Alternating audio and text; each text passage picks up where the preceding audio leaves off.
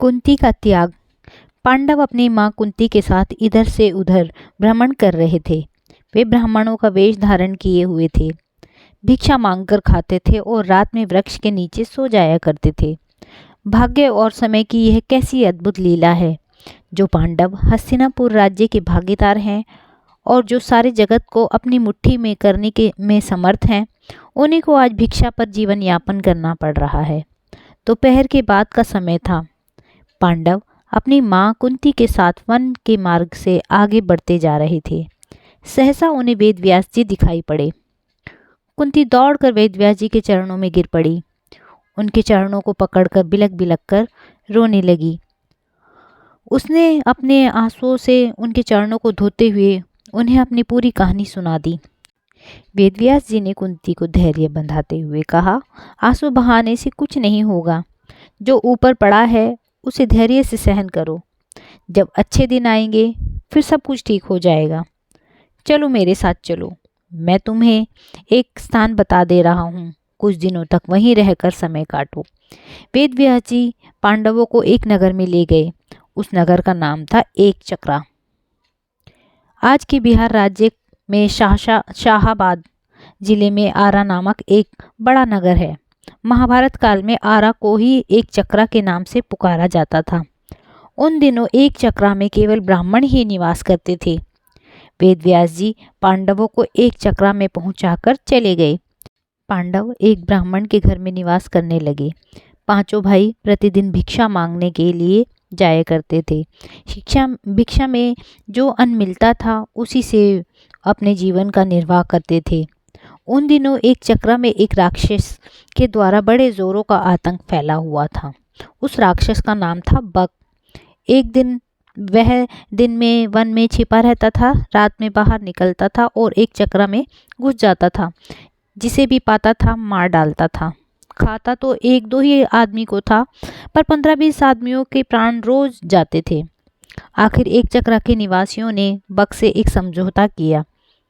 प्रतिदिन नगर का एक आदमी अपने आप ही बक के पास पहुंच जाया करेगा और बक उसे मारकर खा लिया करेगा। एक ही आदमी की जान जाएगी।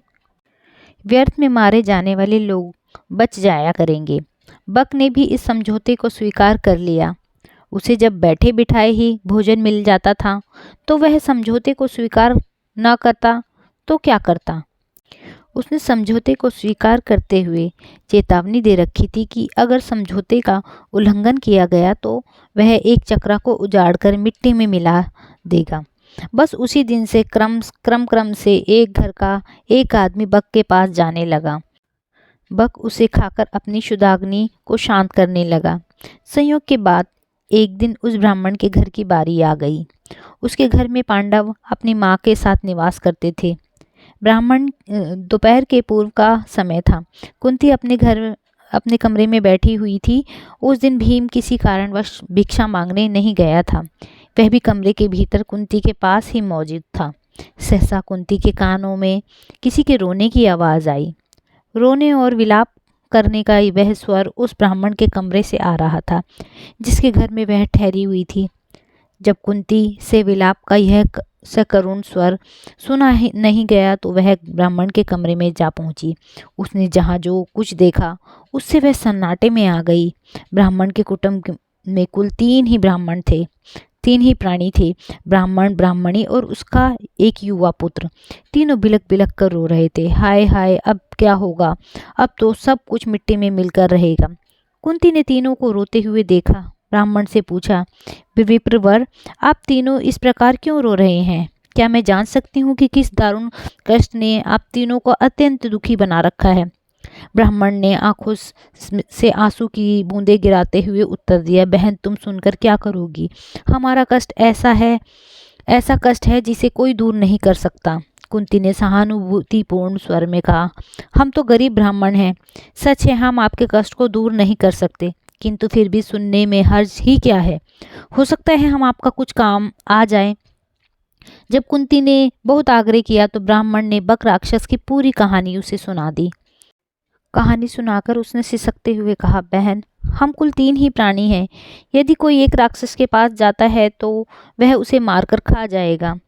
हमारा घर बर्बाद हो जाएगा, इसलिए हम सोचते हैं कि हम तीनों ही राक्षस के पास चले जाएंगे। हम इसलिए रो रहे हैं, आज हम तीनों के जीवन का अंत हो जाएगा। ब्राह्मण की करुण कथा सुनकर कुंती बड़ी दुखी हुई। वह मन ही मन कुछ क्षणों तक सोचती रही, फिर बोली, विप्रवर, मैं एक बात कहती हूँ, उसे ध्यान से सुनिए। मेरे 5 पुत्र हैं। आज मैं अपने एक पुत्र को आपके कुटुंब की ओर से राक्षस के पास भेज दूंगी।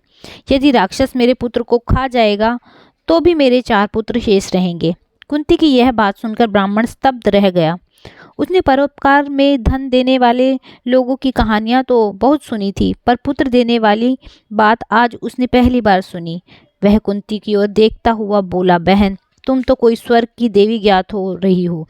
मुझे एक बात पर गर्व है कि तुम्हारी जैसी देवी मेरे घर में अतिथि के रूप में है।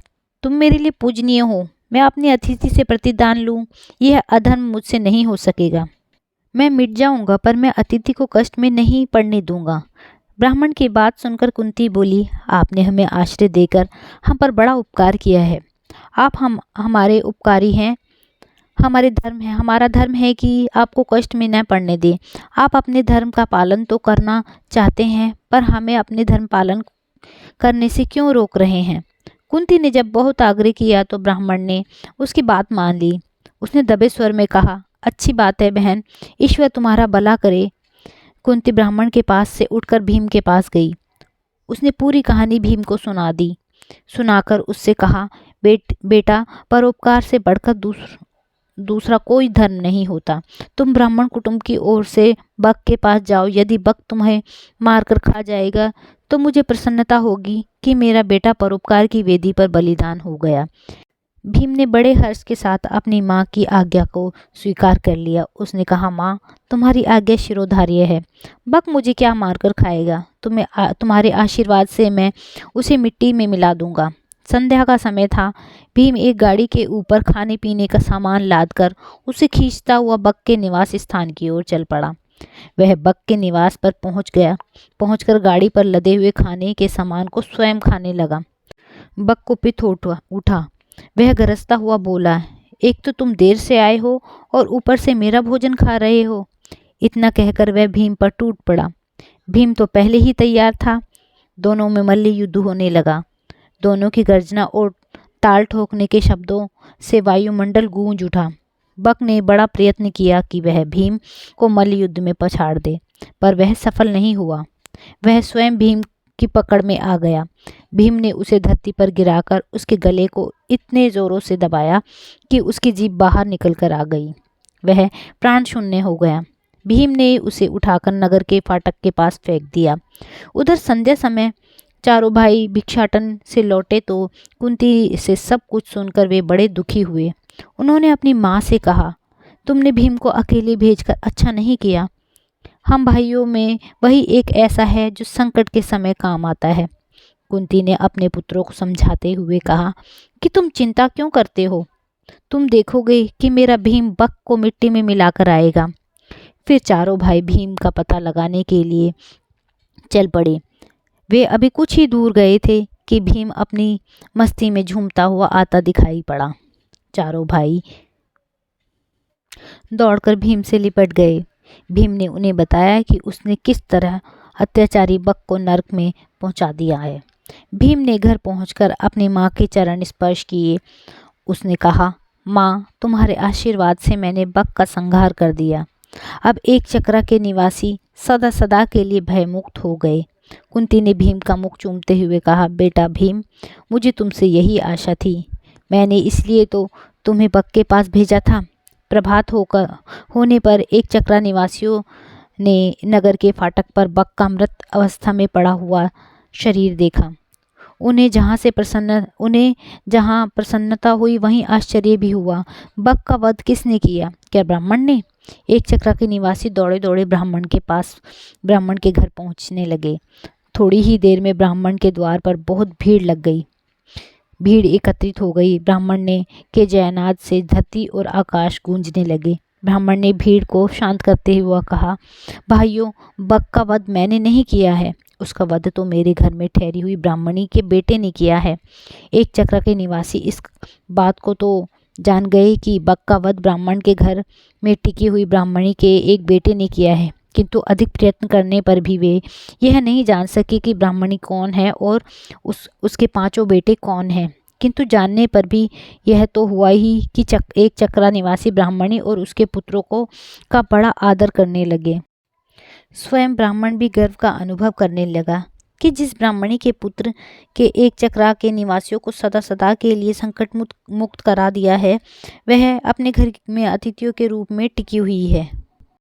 दोस्तों, यदि आपको महाभारत की कहानी का यह हिस्सा अच्छा लगा हो, कुंती का बलिदान आपको अच्छा लगा हो, पसंद आया हो, तो इस कहानी को लाइक कीजिए, शेयर कीजिए और कमेंट करके मुझे बताइए कि आपको यह कहानी कैसी लगी और मेरे चैनल को सब्सक्राइब कीजिए। वीडियो देखने के लिए धन्यवाद।